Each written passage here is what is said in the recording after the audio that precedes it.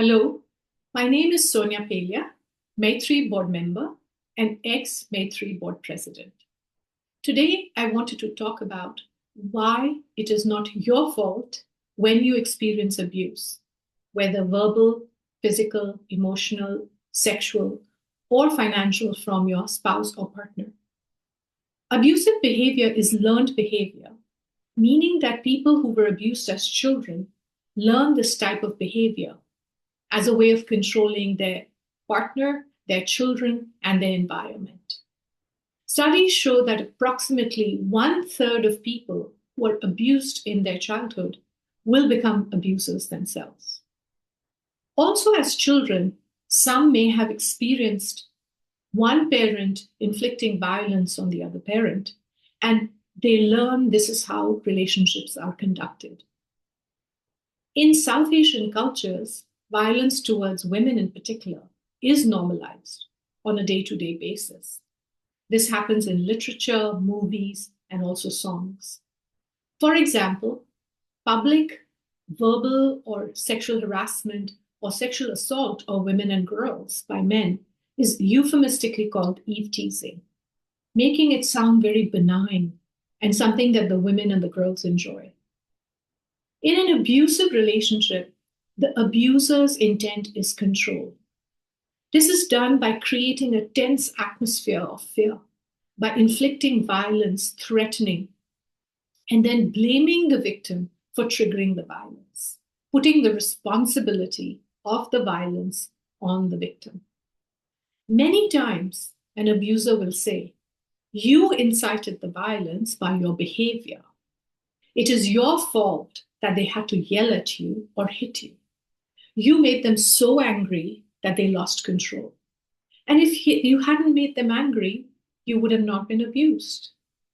For example, if you had dinner waiting on the table at the right time, they would not have to yell at you, call you names. One time, a Maitri female client told me that her husband yelled every night at the dinner table because he found the food too hot, too spicy, not the right type. One night, she felt everything was perfect. But when they sat down to dinner, without tasting any of the food, her husband threw the dish of dal on the floor, saying there was too much turmeric in it. She said it was a revelatory moment for her. She realized it was not her, but he was intimidating her every night and making her so scared of him that she lived in fear all day long, trying to cook the perfect meal. And of course, there was no such thing as a perfect meal.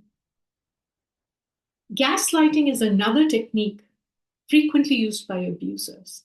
This is about minimizing the violence that has happened or actually accusing you of misremembering the events that led to that violence, or the abuse was not as bad as you are recalling it.